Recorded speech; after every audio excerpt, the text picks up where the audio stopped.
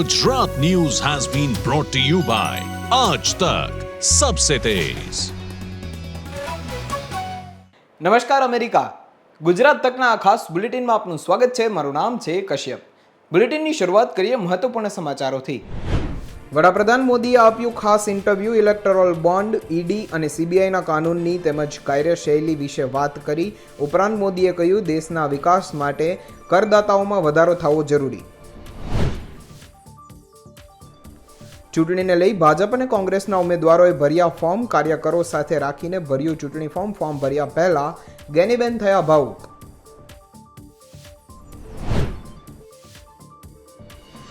લોકસભાની ચૂંટણીના પ્રચારને વેગ આપવા ભાજપના સ્ટાર પ્રચારકોની યાદી જાહેર। ક્ષત્રિય સમાજના વિરોધના સૂર વચ્ચે પણ પરસોત્તમ રૂપાલાનું નામ યથાવત।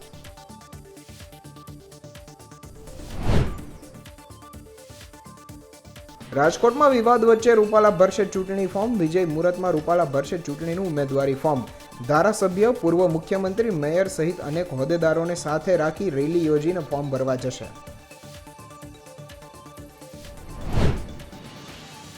ગુજરાતમાં ગાજવીજ સાથે વરસાદની આગાહી। આગામી સમયમાં થંડર સ્ટ્રોમના એક્ટિવિટીના કારણે વરસાદ પડશે। સાયક્લોનિક સર્ક્યુલેશન સક્રિય થતાં સામાન્ય વરસાદની આગાહી છે। વડોદરામાં વાઘોડિયા પેટા ચૂંટણીના ભાજપના ઉમેદવાર ધર્મેન્દ્રસિંહ વાઘેલાએ આજે પોતાનું ફોર્મ ભર્યું છે। ફોર્મ ભરવા માટે તેઓ પહેલા પહોંચી ગયા હતા, પરંતુ પાછળ તેમના કાર્યકર્તાઓએ બાઇક અને કારમાં સ્ટન્ટ કરતા હોય તેવા દ્રશ્યો સામે આવ્યા છે। શું બની હતી ઘટના, જુઓ આ અહેવાલમાં।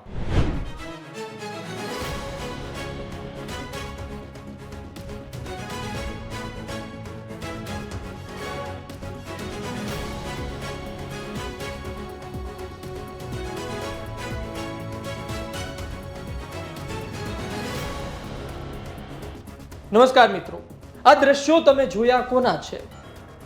બાપુ લખ્યું છે ગાડીમાં, તો બાપુ એટલે કોણ? કયા બાપુની વાત ચાલી રહી છે? સમર્થકો કોના છે? કોનો પ્રચાર કરવામાં આવી રહ્યો છે અને આ હદે પ્રચાર શા માટે કરવામાં આવી રહ્યો છે? આજના વિડીયોમાં એ મુદ્દા પર વાત કરીશું કે શું રાજનેતાના સમર્થકોને બધી છૂટ હોય છે? કોઈ સામાન્ય વ્યક્તિ જો આ પ્રકારે સ્ટન્ટ કરે છે તો તેને જેલની પાછળ નાખી દેવામાં આવે છે અને નાખી પણ દેવો જોઈએ, પરંતુ શું રાજનેતાના સમર્થકોને આ બધી વસ્તુ કરવાની છૂટ છે? વાત આ વિડીયોની કરીએ। આ વિડીયો વાયરલ છે। વિડીયો વાઘોડિયા મત વિસ્તારનો છે। વાઘોડિયા મત વિસ્તારમાં ધર્મેન્દ્રસિંહ વાઘેલા ભારતીય જનતા પાર્ટીના ઉમેદવાર છે। વાઘોડિયામાં પેટા ચૂંટણી થવા જઈ રહી છે અને પેટા ચૂંટણી એટલા માટે કારણ કે અપક્ષ ઉમેદવારે ભારતીય જનતા પાર્ટીનો ખેસ પહેરી લીધો છે। અપક્ષ ઉમેદવાર છે ધર્મેન્દ્રસિંહ વાઘેલા અને ભારતીય જનતા પાર્ટીમાં જોડાતા ત્યાં પેટા ચૂંટણી યોજાઈ છે। હવે આ પેટા ચૂંટણીનો પ્રચાર ધર્મેન્દ્રસિંહ વાઘેલા કરી રહ્યા છે, પરંતુ આ ધર્મેન્દ્રસિંહ વાઘેલાના સમર્થકો બેફામ બનીને પ્રચાર કરતા હોય તેવું જોવા મળી રહ્યું છે। મિત્રો, પ્રચાર કરે તેમાં કોઈ મુશ્કેલી નથી, પ્રચાર કરતા નારા લગાવે તેમાં કોઈને મુશ્કેલી ન હોય, પરંતુ આ પ્રચારમાં ગાડીની બહાર નીકળવું અને એ હદે નીકળવું કે પોતાના શરીરનો અડધો ભાગ બહાર છે અને અડધો ભાગ અંદર છે। આ સ્ટન્ટમાં એ વ્યક્તિને પણ નુકસાન થઈ શકે છે, મોટી અને ગંભીર ઈજાઓ પહોંચી શકે છે। આ સાથે જો સ્ટેરિંગ પરથી કાબુ ગુમાવે છે ડ્રાઈવર, આ સાથે નજીકમાં રહેલા કોઈ વાહનને અડચણ પડે છે તો મોટો અકસ્માત પણ થઈ શકે છે। ક્ષત્રિય આંદોલન ચાલી રહ્યું છે એક તરફ, આ આંદોલનમાં મૌન છે ધર્મેન્દ્રસિંહ વાઘેલા। આ આંદોલનને લઈ તેઓ ત્યાં ગયા પણ નહોતા। ભારતીય જનતા પાર્ટીને ફેવરમાં એટલે કે પરસોત્તમ રૂપાલાને માફી આપી દેવાના ફેવરમાં હોય તેવું ચર્ચાઈ રહ્યું છે। આ તમામ વચ્ચે હવે તેના સમર્થકો બેફામ બન્યા છે। હજુ નક્કી પણ નથી કે ધર્મેન્દ્રસિંહ વાઘેલા જીતશે કે નહીં, તેને ક્ષત્રિય સમાજ ત્યાંના સપોર્ટ કરશે કે નહીં, કારણ કે ત્યાં ક્ષત્રિય સમાજનો દબદબો છે। ધર્મેન્દ્રસિંહ વાઘેલાની પોતાની મત બેંક છે, વાત અલગ છે, પરંતુ ક્ષત્રિય સમાજ, જો સમાજની વાત આવે તો કદાચ ધર્મેન્દ્રસિંહ વાઘેલાને પણ મૂકી દે। બની શકે, આવું થઈ શકે। ધર્મેન્દ્રસિંહ વાઘેલા આ સ્થિતિ વચ્ચે પ્રચાર કરતા હોય છે, પરંતુ તેની ગેરહાજરીમાં ધર્મેન્દ્રસિંહ નથી જોવા મળતા, પરંતુ તેના સમર્થકો બેફામ રીતે પ્રચાર કરી રહ્યા છે। મિત્રો, સવાલ થઈ રહ્યો છે કે કોઈ બીજો વ્યક્તિ હોત તો શું થાત? સામાન્ય નાગરિક કરે તો પણ તેને જેલ પાછળ નાખવો જોઈએ, તેના પર કાયદેસર કાર્યવાહી થવી જોઈએ. તો આ તો પછી રાજનેતાઓના સમર્થકો છે. શું નેતાજી મારા નજીકના છે, મારા કાકા ધારાસભ્ય છે ધર્મેન્દ્રસિંહ વાઘેલાને ઓળખો છો ને, એ મારા નજીકના છે, હું ઓળખું છું કહેતા હોય તો વાત કરાવી દઉં. આવા તમામ બાના કાઢી આવી તમામ વાત કરી શું આ લોકો છટકી જશે? મોટાભાગે રાજકીય વગ ધરાવતા લોકોની સાથે કોન્ટેક્ટમાં રહેનાર લોકો તંત્ર અને નિયમોનો ઉલાળ્યો બોલાવતા હોય છે. જોવું રહ્યું આવનાર સમયમાં શું થાય છે. આશા રાખીએ કે ધર્મેન્દ્રસિંહ વાઘેલાના મત વિસ્તારમાં તેના સમર્થકો નિયમોમાં રહીને તમામ જે નિયમો છે તેની પાળ ના તોડે, એટલે કે પાળ ટપીને બહાર ના જાય અને જે સામાન્ય રીતે પ્રચાર થતો હોય છે, ફોર્મ ભરવા જવાતું હોય છે, એ રીતે જાય તેવી આશા રાખીએ છીએ. ને આ લોકોને, જે લોકો બહાર નીકળી આ પ્રકારે પ્રચાર કરે છે ગાડીમાંથી, તેના પર પોલીસ તંત્ર ત્યાંનું કાર્યવાહી કરે છે કે નહીં, કે પછી ધર્મેન્દ્રસિંહનું રાજ જ એટલું બધું ચાલે છે કે પછી પોલીસ પણ તેના સમર્થકોને હાથ અડાવી શકતી નથી. લોકસભાની ચૂંટણીને લઈ અને ભાજપ અને કોંગ્રેસના ઉમેદવારોએ પોતપોતાના ચૂંટણી ફોર્મ ભરી દીધા છે, જેમાંથી ફોર્મ ભર્યા પહેલા ગેનીબેન ઠાકોર ભાવુક થઈ ગયા હતા અને તેમણે શું કહ્યું આવો સાંભળ્યા.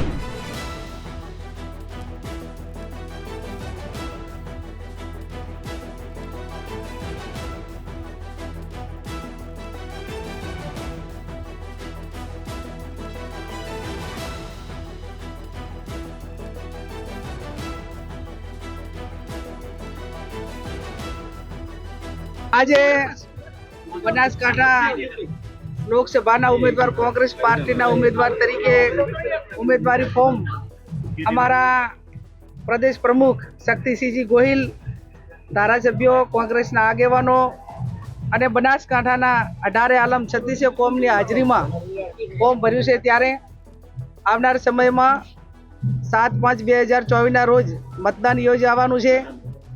બનાસકાંઠાના ભૌગોલિક એરિયા પ્રમાણે જે પ્રશ્નો છે એ પ્રશ્નો છેલ્લા 1 મહિનામાં જ્યાંથી પણ અમને રજૂઆત મળી છે એ પણ અમારા ધ્યાનમાં છે અને જનતાના આશીર્વાદ, બનાસકાંઠાની જનતાના આશીર્વાદ અમને મળશે તે માટે કરીને આ પહેલી ચૂંટણી એવી છે કે લોકો વોટ આપશે અને નોટ પણ આપી રહ્યા છે. આ સ્વયંભૂ લોકો પોતાની રીતે તમામ પ્રકારનો ખર્ચો ઉપાડી રહ્યા છે. ત્યારે મને બનાસકાંઠાની જનતા ઉપર પૂરેપૂરો ભરોસો છે. આજે અમારું મોવડી મંડળ હાજર રહી અને આ ઉમેદવારી ફોર્મ ભરાવ્યું છે. આવનાર સમયમાં 7 તારીખ સુધી અમે જનસંપર્ક કરી અને બનાસકાંઠાની જનતાના આશીર્વાદમાં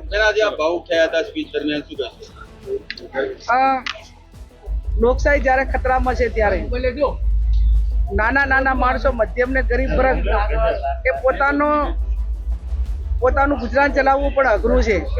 એવા સમયમાં એમના પરસેવાની કમાઈ, ક્યાંક નાના મોટી બચત કરેલી હોય એમાંથી અમને ચૂંટણી લડવા ફંડિંગ કરતા હોય 500, 1000, 2000, ત્યારે ખરેખર એક સહાનુભૂતિ અને એ લોકો ઉપર જે અમારું ઋણ છે, મતદારોનું ઋણ છે, એ ઋણ અમે ક્યારે પણ ઉતારી શકીએ એમ નથી.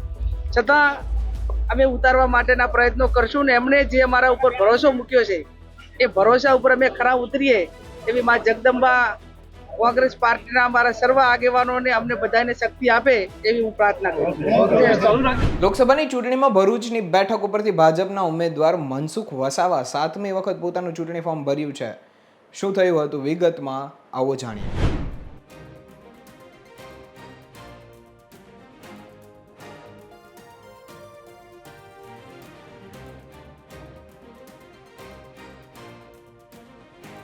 લોકસભા ચૂંટણીના જ્યારે પડઘમ સંભળાઈ રહ્યા છે ત્યારે ગુજરાતમાં 3જા તબક્કામાં 7મી મેના રોજ મતદાન થશે અને તેના માટે ગત 12 એપ્રિલથી જ ઉમેદવારી ફોર્મ ભરાવવાનું શરૂ થઈ ચૂક્યું છે, જેમાં સોમવારે રાજ્યની કેટલીક બેઠક પર ભાજપ કોંગ્રેસના ઉમેદવારોએ ફોર્મ ભર્યા હતા.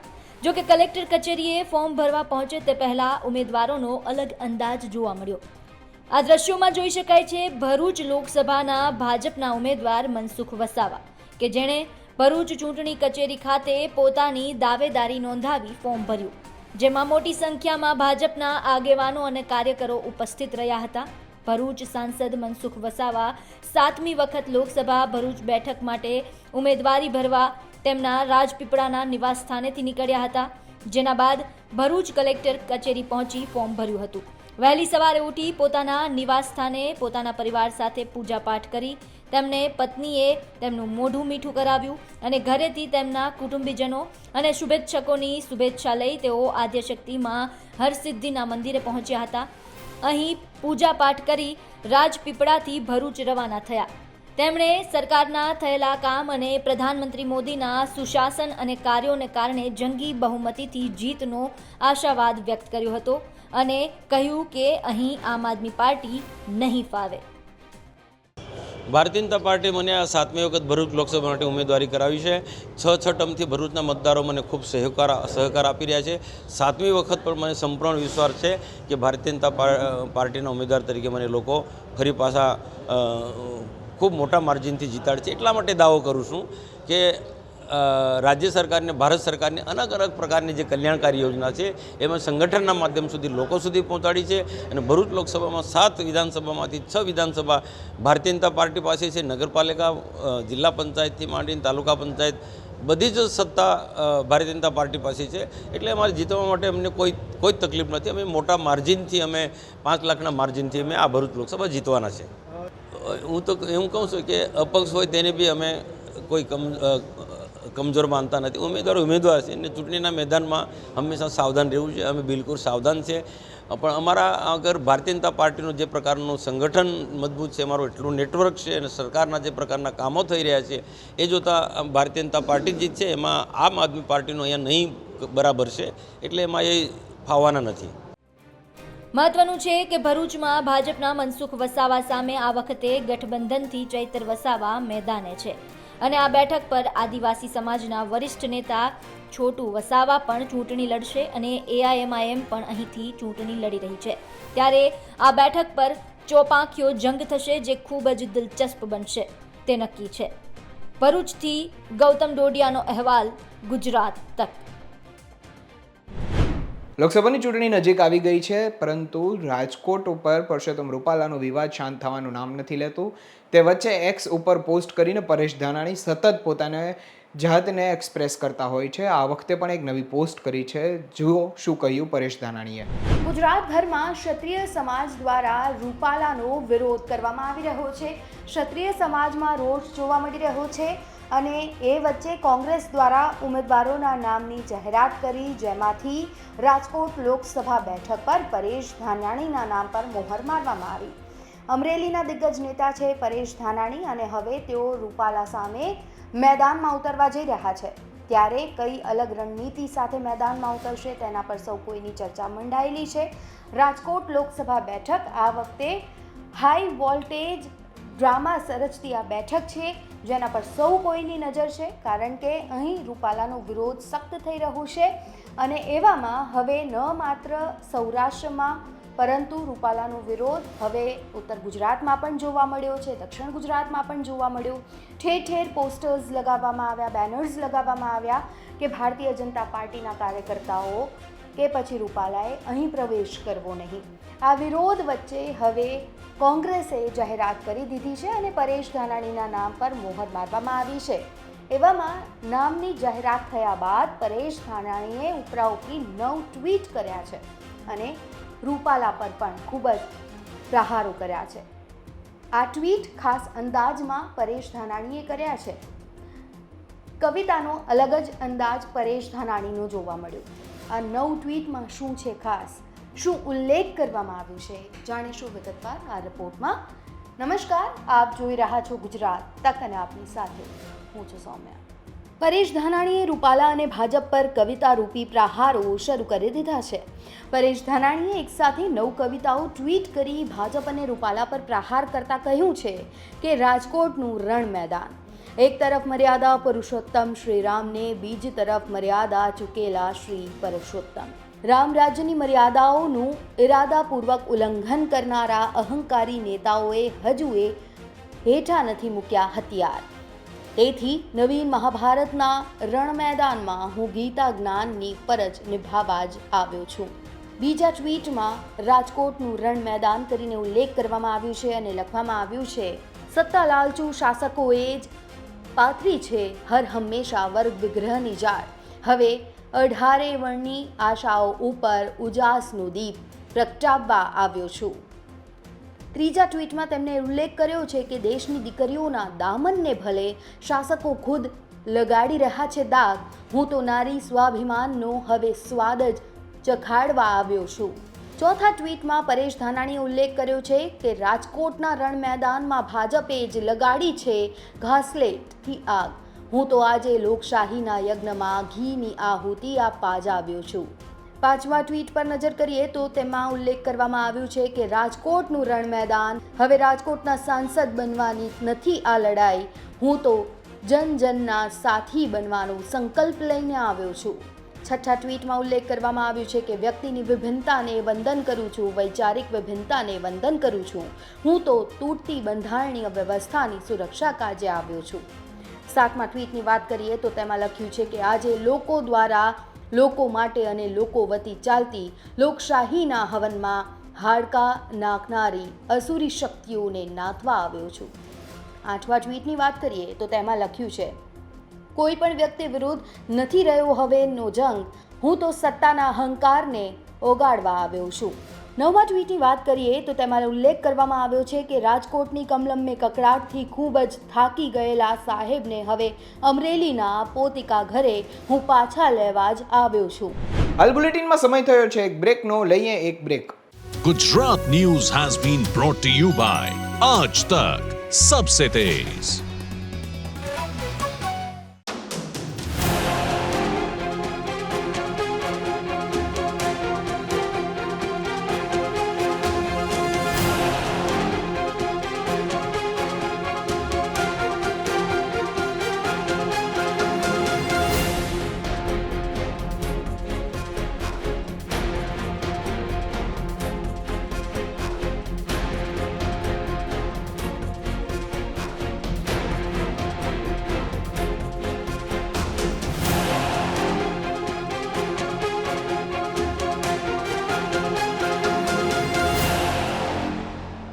Gujarat News has been brought to you by Aaj Tak Sabse Tez. લોકસભાની ચૂંટણી સાથે ગુજરાતમાં પેટા ચૂંટણી પણ થવાની છે, ત્યારે વડોદરામાં પેટા ચૂંટણીના ભાજપ ઉમેદવાર ધર્મેન્દ્રસિંહ વાઘેલાએ કોંગ્રેસ પર પ્રહારો કર્યા છે અને રૂપાલાના વિવાદ મુદ્દે પણ ટિપ્પણી કરી છે. શું કહ્યું હતું તેમણે, આવું જોઈએ. લોકસભા 2024ની ચૂંટણીના પડઘમ વાગી ગયા છે. ચૂંટણીની તારીખો પણ જાહેર કરી દેવામાં આવી છે. આ વખતે લોકસભામાં બહુ રોમાંચ જોવા મળે છે, કારણ કે જે ભાજપે પોતાના ઉમેદવારો જાહેર કર્યા હતા તેવી અનેક બેઠકો વિવાદમાં રહી હતી. આ બેઠકો ઉપર જાહેર કરેલા ભાજપના ઉમેદવારોના પત્ર ખેંચી લેવા અને તેમને ઉમેદવારી ન નોંધાવવા માટે પણ અનેક કવાયતો કરવામાં આવી હતી, જેમાંથી એક બેઠક હતી વડોદરાની બેઠક. આ બેઠક પર જે ભાજપે પહેલા ઉમેદવારનું નામ જાહેર કર્યું હતું તે બાદ એ નામ બદલી અને હવે લોકસભાના ઉમેદવાર તરીકે ડૉક્ટર હેમાંગ જોશીને ઉતારવામાં આવ્યા છે. તો બીજી તરફ કોંગ્રેસમાંથી જસપાલસિંહ પઢિયારને ઉતારવામાં આવ્યા છે. આ સાથે જ આ વખતે રાજ્યની અંદર અમુક એવી બેઠકો છે કે જ્યાં પેટા ચૂંટણી પણ યોજાવાની છે. આ પેટા ચૂંટણીની વાત કરું તો હવે વડોદરાની અંદર ભાજપમાંથી ધર્મેન્દ્રસિંહ વાઘેલા છે, તો સામે કોંગ્રેસમાંથી કનુભાઈ ગોહિલને છે. એટલે સીધી રીતના જોવા જઈએ તો ક્ષત્રિય વર્સિસ ક્ષત્રિયનું યુદ્ધ પેટા ચૂંટણીમાં આ વખતે થવાનું છે. આ પેટા ચૂંટણીમાં હવે ધર્મેન્દ્રસિંહ વાઘેલાએ આજે ફોર્મ ભરી અને મોટી સંખ્યામાં પોતાના સમર્થકો કાર્યકર્તાઓને સાથે રાખીને વાઘોડિયાથી ઉમેદવારી પત્ર નોંધાવ્યું હતું વિધાનસભા માટે. આ મારી વાઘોડિયા વિધાનસભાની જનતાનો પ્રેમ છે. સ્વયંભૂ આજે ફોર્મ ભરવામાં મારા વાઘોડિયાના તમામ નગરજનો જે પોતપોતાની રીતે અહીંયા ઉપસ્થિત રહ્યા એ બદલ પહેલાં તો આપના માધ્યમથી વાઘોડિયા વિધાનસભાના તમામ લોકોનો હૃદયથી ખૂબ ખૂબ આભાર માનું. અચ્છા, બાપુએ વિજય મુહૂર્ત જાળવવા માટે ક્રાઉડ એટલું બધું હતું કે બાપુએ બાઇકનો સહારો લેવો પડે, શું કહેશો? આપણા હિન્દુ ધર્મ પ્રમાણે જે કંઈ વસ્તુ છે વિજય મુહૂર્તમાં બધા લોકોએ નક્કી કર્યું કે ફોર્મ ભરવાનું છે, તો પછી વિજય મુહૂર્ત જળવાવું જોઈએ. જો મુહૂર્ત જાળવી ના શકો તો પછી બીજા કામો કરી કઈ રીતે શકશો? એટલે જે ટાઈમ આપ્યો એ ટાઈમ પ્રમાણે કામ થવું જોઈએ. એટલે આજે અમે અમારા મિત્રો સાથે જે કંઈ રેલીને રેલો હતો એટલે બાઇક ઉપર આવી અને વિજય મુહૂર્તનો ટાઈમ. આ વખતે જ્યારે તે નોંધાવા જાય છે ત્યારે એક એવો કિસ્સો સામે આવે છે, એવી અમુક નિવેદનો પણ એવા આપે છે કે જેને લઈને ચર્ચાઓ વધી ગઈ છે. ધર્મેન્દ્રસિંહ વાઘેલાએ પોતે જ્યારે ફોર્મ ભર્યું ત્યારે તેમણે બાઇક ઉપર જઈને ફોર્મ ભર્યું હતું, અને બાઇક ઉપર જઈ અને ફોર્મ ભર્યું એના પાછળનું જો તેમને પૂછવામાં આવ્યું કે કારણ શું હતું, તો એવું કારણ એવું જતાવે છે કે વિજય મુહૂર્ત જો અમે ન સાચી શકીએ તો અમે બીજા લોકોના કામ શું કરી શકવાના હતા. એટલે તેમણે બાઇક ઉપર જવાનું પસંદ કરી અને બાઇક ઉપર જઈ અને ઉમેદવારી પત્ર ફોર્મ આજે ભરી દીધું છે. હવે ઉલ્લેખનીય અહીંયા વાત એ રસપ્રદ બને છે કે ધર્મેન્દ્રસિંહ પોતે પણ ક્ષત્રિય સમાજમાંથી આવે છે. રાજકોટમાં એક તરફ પરસોત્તમ રૂપાલાને લઈ અને વિવાદ ચાલી રહ્યો છે. ક્ષત્રિય સમાજ અનેક રાજ્ય અને જિલ્લાની અંદર પોતાના સંમેલનો કરી રહ્યું છે. અસ્મિતા સંમેલન થાય છે. રાજકોટની અંદર મહાસંમેલનનું આયોજન પણ કરવામાં આવે છે. તે વચ્ચે અત્યારે ક્ષત્રિય સમાજના ઉમેદવાર ધર્મેન્દ્રસિંહ વાઘેલાએ જ્યારે એવું પૂછવામાં આવે કે તમે પણ ક્ષત્રિય છો તો શું તમને આ વખતે આ ફેક્ટર કામ નહીં કરે, પરસોત્તમ રૂપાલા વિશેનું, ને તમે ભાજપમાં વયા ગયા છો, પહેલાં તે અપક્ષ જીતી ગયા હતા અને હવે તે ભાજપમાંથી ઉમેદવારી કરે છે, તો શું આ ફેક્ટર તમને ક્યાંય નડશે? ત્યારે તેમણે શું કહ્યું તમે પણ સાંભળો. સાથે છે, ભાજપ સાથે છે, ફક્ત રૂપાલાથી વાંધો છે, રૂપાલાને હટાવી દે તો તમને લાગે છે કે આખા વિષયનો અંત આવી જાય? હા, 100%. જે કે નારાજગી છે એમાં ક્યાંય ને ક્યાંય કોઈ પણ વ્યક્તિ એવું બોલતું નથી કે ભારતીય જનતા પાર્ટી સાથે નારાજગી છે. તમામ લોકોનું કહેવું છે કે અમે ભારતીય જનતા પાર્ટી સાથે જ છીએ. એટલા માટે હું આપને કહું છું કે મારી વિધાનસભામાં જોઈએ એવું કહે છે.